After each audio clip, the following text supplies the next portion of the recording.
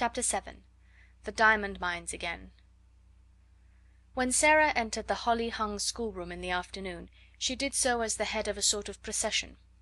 Miss Minchin, in her grandest silk dress, led her by the hand. A manservant followed, carrying the box containing the last doll, a housemaid carried a second box, and Becky brought up the rear, carrying a third and wearing a clean apron and a new cap. Sara would much have preferred to enter in the usual way, but Miss Minchin had sent for her, and after an interview in her private sitting room had expressed her wishes. "This is not an ordinary occasion," she said. "I do not desire that it should be treated as one."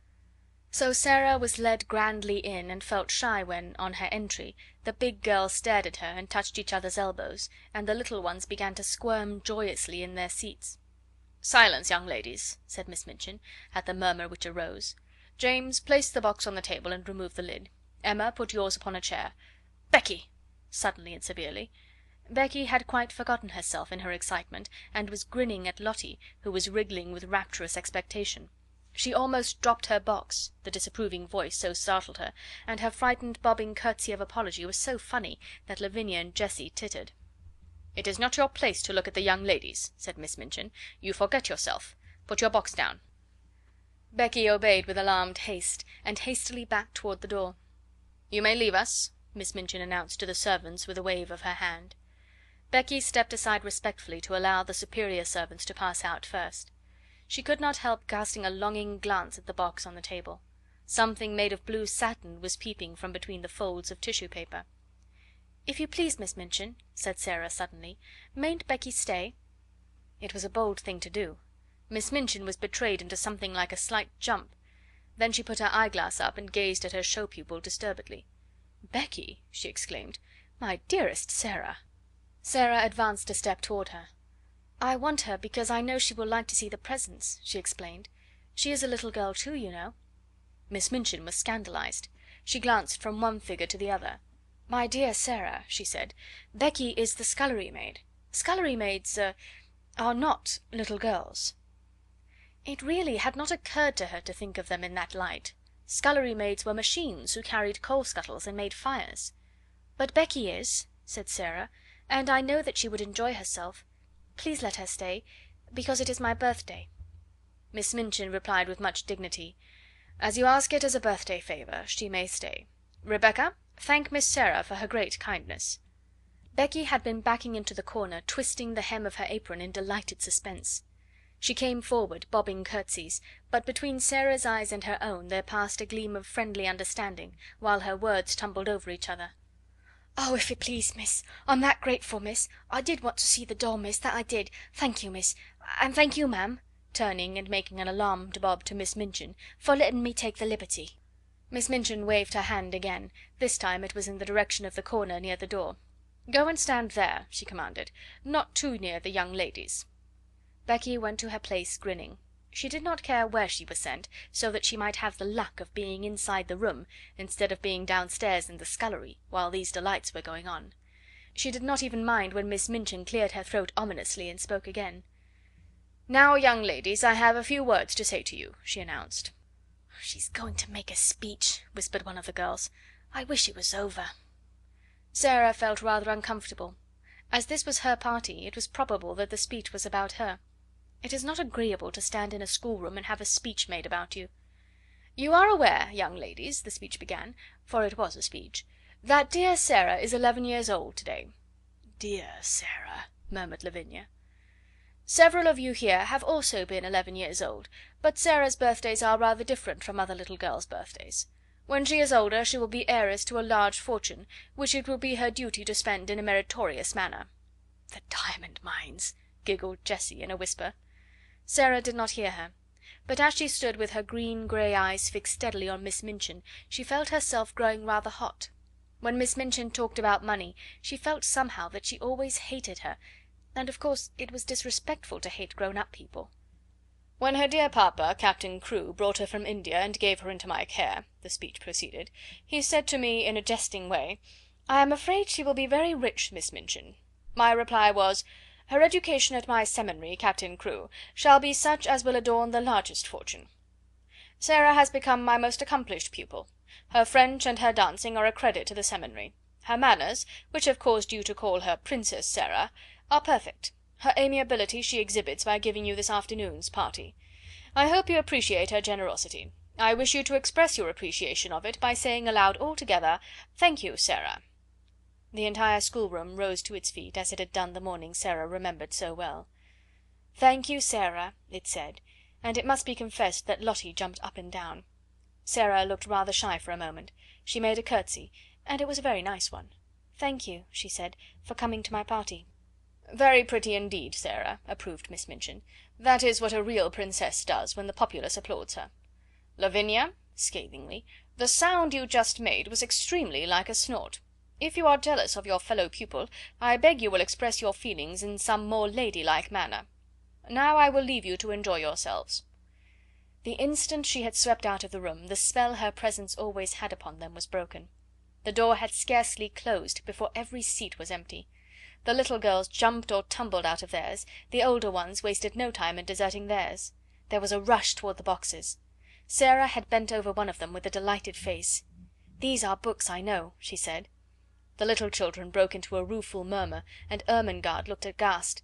"Does your papa send you books for a birthday present?" she exclaimed. "Why, he's as bad as mine. Don't open them, Sarah." "I like them," Sarah laughed, but she turned to the biggest box. When she took out the last doll it was so magnificent that the children uttered delighted groans of joy, and actually drew back to gaze at it in breathless rapture. "She's almost as big as Lottie," someone gasped. Lottie clapped her hands and danced about, giggling. "She's dressed for the theatre," said Lavinia. "Her cloak is lined with ermine." "Oh!" cried Ermengarde, darting forward. "She has an opera glass in her hand, a blue and gold one." "Here is her trunk," said Sarah. "Let us open it and look at her things." She sat down upon the floor and turned the key. The children crowded clamouring around her as she lifted tray after tray and revealed their contents. Never had the schoolroom been in such an uproar. There were lace collars and silk stockings and handkerchiefs. There was a jewel case containing a necklace and a tiara which looked quite as if they were made of real diamonds. There was a long sealskin and muff, there were ball dresses and walking dresses and visiting dresses, there were hats and tea gowns and fans. Even Lavinia and Jessie forgot that they were too elderly to care for dolls, and uttered exclamations of delight and caught up things to look at them. "Suppose," Sarah said, as she stood by the table, putting a large black velvet hat on the impassively smiling owner of all these splendours, "suppose she understands human talk, and feels proud of being admired." "You are always supposing things," said Lavinia, and her air was very superior. "I know I am," answered Sarah undisturbedly. "I like it. There is nothing so nice as supposing. It's almost like being a fairy. If you suppose anything hard enough, it seems as if it were real." "It's all very well to suppose things if you have everything," said Lavinia. "Could you suppose and pretend if you were a beggar and lived in a garret?" Sarah stopped arranging the last doll's ostrich plumes, and looked thoughtful. "I believe I could," she said. "If one was a beggar, one would have to suppose and pretend all the time, but it mightn't be easy." She often thought afterwards how strange it was that just as she had finished saying this, just at that very moment, Miss Amelia came into the room. "Sarah," she said, "your papa's solicitor, Mr. Barrow, has called to see Miss Minchin, and as she must talk to him alone, and the refreshments are laid in her parlour, you had all better come and have your feast now, so that my sister can have her interview here in the schoolroom." Refreshments were not likely to be disdained at any hour, and many pairs of eyes gleamed. Miss Amelia arranged the procession into decorum, and then, with Sarah at her side heading it, she led it away, leaving the last doll sitting upon a chair with the glories of her wardrobe scattered about her, dresses and coats hung upon chair backs, piles of lace-frilled petticoats lying upon their seats. Becky, who was not expected to partake of refreshments, had the indiscretion to linger a moment to look at these beauties. It really was an indiscretion. "Go back to your work, Becky," Miss Amelia had said, but she had stopped to pick up reverently first a muff and then a coat, and while she stood looking at them adoringly, she heard Miss Minchin upon the threshold, and being smitten with terror at the thought of being accused of taking liberties, she rashly darted under the table, which hid her by its tablecloth. Miss Minchin came into the room, accompanied by a sharp-featured, dry little gentleman, who looked rather disturbed. Miss Minchin herself also looked rather disturbed, it must be admitted, and she gazed at the dry little gentleman with an irritated and puzzled expression. She sat down with stiff dignity and waved him to a chair. "Pray be seated, Mr. Barrow," she said. Mr. Barrow did not sit down at once. His attention seemed attracted by the last doll and the things which surrounded her. He settled his eyeglasses and looked at them in nervous disapproval. The last doll herself did not seem to mind this in the least. She merely sat upright and returned his gaze indifferently. £100, Mr. Barrow remarked succinctly. All expensive material, and made at a Parisian modiste's. He spent money lavishly enough, that young man." Miss Minchin felt offended. This seemed to be a disparagement of her best patron, and was a liberty. Even solicitors had no right to take liberties. "I beg your pardon, Mr. Barrow," she said stiffly. "I do not understand." "Birthday presents," said Mr. Barrow in the same critical manner, "to a child 11 years old. Mad extravagance, I call it." Miss Minchin drew herself up still more rigidly. "Captain Crewe is a man of fortune," she said. "The diamond mines alone—" Mr. Barrow wheeled round upon her. "Diamond mines?" he broke out. "There are none. Never were." Miss Minchin actually got up from her chair. "What?" she cried. "What do you mean?" "At any rate," answered Mr. Barrow quite snappishly, "it would have been much better if there never had been any." "Any diamond mines?" ejaculated Miss Minchin, catching at the back of a chair, and feeling as if a splendid dream was fading away from her. "Diamond mines spell ruin oftener than they spell wealth," said Mr. Barrow.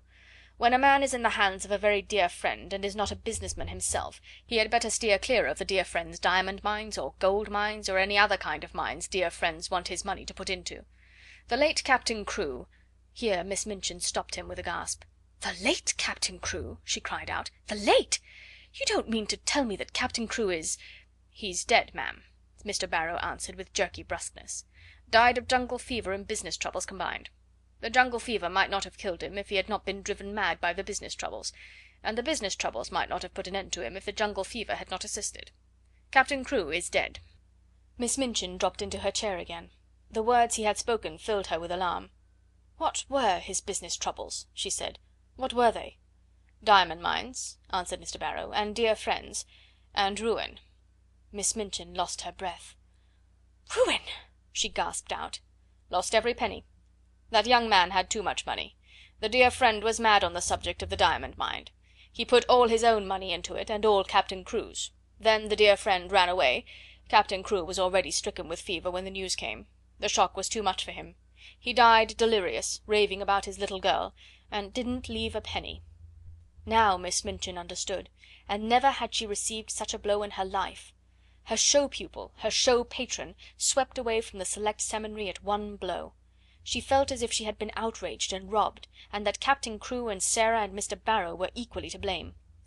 "Do you mean to tell me," she cried out, "that he left nothing? That Sara will have no fortune? That the child is a beggar? That she is left on my hands a little pauper instead of an heiress?" Mr. Barrow was a shrewd businessman, and felt it as well to make his own freedom from responsibility quite clear without any delay. "She is certainly left a beggar," he replied, "and she is certainly left on your hands, ma'am, as she hasn't a relation in the world that we know of." Miss Minchin started forward. She looked as if she was going to open the door and rush out of the room to stop the festivities going on joyfully and rather noisily that moment over the refreshments. "It is monstrous," she said. "She is sitting in my sitting room at this moment, dressed in silk gauze and lace petticoats, giving a party at my expense." "She is giving it at your expense, madam, if she's giving it," said Mr. Barrow calmly. "Barrow and Skipworth are not responsible for anything. There never was a cleaner sweep made of a man's fortune. Captain Crewe died without paying our last bill, and it was a big one." Miss Minchin turned back from the door in increased indignation. This was worse than any one could have dreamed of its being. "That is what has happened to me," she cried. "I was always so sure of his payments that I went to all sorts of ridiculous expenses for the child. I paid the bills for that ridiculous doll and her ridiculous fantastic wardrobe. The child was to have anything she wanted. She has a carriage and a pony and a maid, and I've paid for all of them since the last cheque came." Mr. Barrow evidently did not intend to remain to listen to the story of Miss Minchin's grievances after he had made the position of his firm clear and related the mere dry facts. He did not feel any particular sympathy for irate keepers of boarding schools. "You had better not pay for anything more, ma'am," he remarked, "unless you want to make presents to the young lady. No one will remember you. She hasn't a brass farthing to call her own." "But what am I to do?" demanded Miss Minchin, as if she felt it entirely his duty to make the matter right. "What am I to do?" "There isn't anything to do," said Mr. Barrow, folding up his eyeglasses and slipping them into his pocket. "Captain Crewe is dead. The child is left a pauper. Nobody is responsible for her but you." I am not responsible for her, and I refuse to be made responsible." Miss Minchin became quite white with rage. Mr. Barrow turned to go. "I have nothing to do with that, madam," he said uninterestedly. "Barrow and Skipworth are not responsible. Very sorry the thing has happened, of course." "If you think she is to be foisted off on me, you are greatly mistaken," Miss Minchin gasped. "I have been robbed and cheated. I will turn her into the street." If she had not been so furious, she would have been too discreet to say quite so much. She saw herself burdened with an extravagantly brought up child whom she had always resented, and she lost all self control. Mr. Barrow undisturbedly moved toward the door. "I wouldn't do that, madam," he commented. "It wouldn't look well. Unpleasant story to get about in connection with the establishment. Pupil bundled out penniless and without friends." He was a clever business man, and he knew what he was saying. He also knew that Miss Minchin was a business woman, and would be shrewd enough to see the truth. She could not afford to do a thing which would make people speak of her as cruel and hard hearted. "Better keep her and make use of her," he added. "She's a clever child, I believe. You can get a good deal out of her as she grows older." "I will get a good deal out of her before she grows older," exclaimed Miss Minchin. "I am sure you will, ma'am," said Mr. Barrow with a little sinister smile. "I am sure you will. Good morning." Chapter 7